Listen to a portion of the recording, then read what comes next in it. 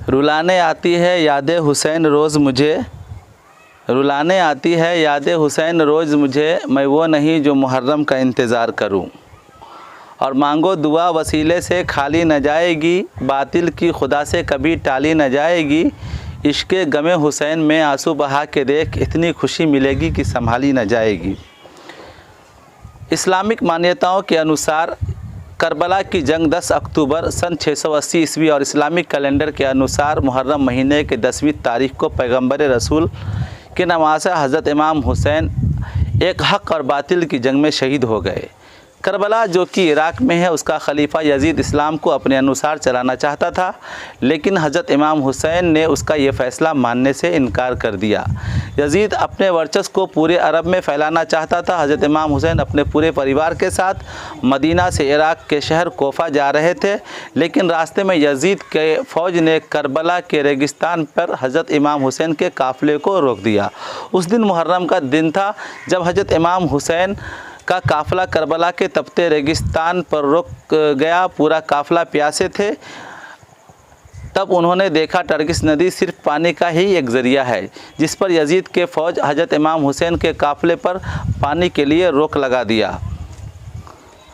उसके बाद बावजूद भी हज़रत इमाम हुसैन झुके नहीं। आखिर में दोनों तरफ के सिपाहियों ने जंग का ऐलान कर दिया। मुहर्रम की 10वीं तक अपने साथियों और भाइयों को दफनाते रहे और अंत में अकेले ही जंग किए, फिर भी दुश्मन उन्हें मार न सके। लेकिन 10वीं मुहर्रम को नमाज की हालत में मौका देखकर यजीद धोखे से उनको शहीद कर दिया।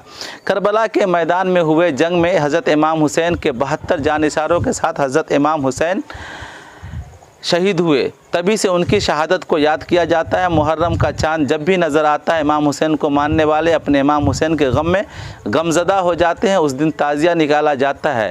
ताज़िया यानी बाँस की करची पर रंग बिरंगी कागज़ की पट्टी चिपकाई जाती है। उस मुहर्रम को 10वीं तारीख को पैगंबर रसूल के नवासे हज़रत इमाम हुसैन और उनके 72 साथियों ने शहादत पेश की थी। जब भी मुहर्रम की बात होती है तो सबसे पहले ज़िक्र करबला का आता है। आज लगभग 1400 साल पहले तारीख़ इस्लाम करबला की जंग हुई थी। ये जुल्म के ख़िलाफ़ इंसाफ के लिए लड़ी गई थी। हुआ यूँ कि उस दौर में यजीद नामक इंसान गलत तरीके से सत्ता हासिल करके वहाँ की आवाम पर नाइंसाफ़ी और जुल्म कर रहा था। खौफज़दा आवाम ने ख़त के ज़रिए हज़रत इमाम हुसैन को अपने ऊपर हुए अत्याचार की खबर दी और करबला आकर सत्ता संभालने का दावत दिया। आवाम की इस हाल को जानकर अपने तमाम साथियों को मना करने के बाद भी हज़रत इमाम हुसैन अपने कुंबा, जिनमें 6 और 9 साल के बच्चे और औरतों और बूढ़े भी थे, इराक़ के शहर कोफा के लिए रवाना हुए और करबला के मैदान में खेमा गाड़ा। यजीद को जैसे ही ये बात पता चली, उसने तुरंत अपने 2 सिपाहियों को उनके पास भेजा और अपनी इनायत कबूल करवाने के लिए दबाव बनाने लगा। हज़रत इमाम हुसैन ने हुसैन ने इनकार कर दिया तो उनके ऊपर खाने पीने की तंगी से लेकर तमाम तरह के दबाव बनाने लगा, मगर नवासा रसूल टस से मस न हुए। चुनांचे आपके ख़िलाफ़ जंग का ऐलान कर दिया गया। एक एक करके आपके सभी साथियों के शहादत के बाद नमाज में सजदे की हालत में नवासा रसूल को शहीद कर दिया गया। जब भी मुहर्रम का चाँद निकलता है तो इस अजीम शहादत की याद ताज़ा हो जाती है। दुनिया जब भी इस मंजर को याद करती है तो दिल तड़प जाता है और रूह बेचैन हो जाती है और आँख से खून के आंसू रवा हो जाते हैं। सच तो यह है कि आज यजीद का कोई नाम लेवा नहीं, लेकिन हुसैन का चाहने वाला आज भी दुनिया में ज़िंदा है। तभी तो शायर अपना कलम तोड़ करके शेर लिखता है कि यहाँ पे तो पहले तो बाजू कटाए जाते हैं, फिर उसके बाद में परचम उठाए जाते हैं, और ये करबला है, ये कह दो यजीद से जाकर यहाँ घर नहीं, खजाने नहीं, घर लुटाए जाते हैं।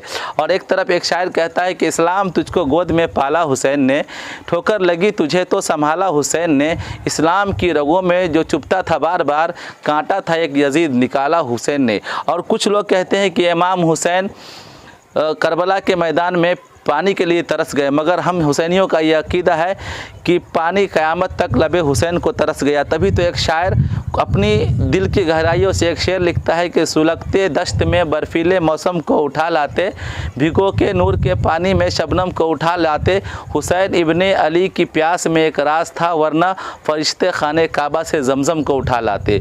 और एक शायर लिखता है जंग के ऊपर एक शायरी कि रोक दो तलवार दुनिया को कज़ा आ जाएगी, आज जंग पे सारी मखलूक़ खुदा आ जाएगी, मुंतज़िर जन्नत है जन्नत में चले आओ हुसैन, वरना जन्नत खुद चलकर करबला आ जाएगी। और एक आशिक़ रसूल लिखता है कि पहले तो 2 बूंद मदीने की मिला देते हैं, फिर यहीं बैठकर उसको पीने का मज़ा लेते हैं, अभी इतनी दौलत नहीं अभी तेरे ख़ज़ाने में यज़ीद, जितने शब्बीर के दीवाने लुटा देते हैं।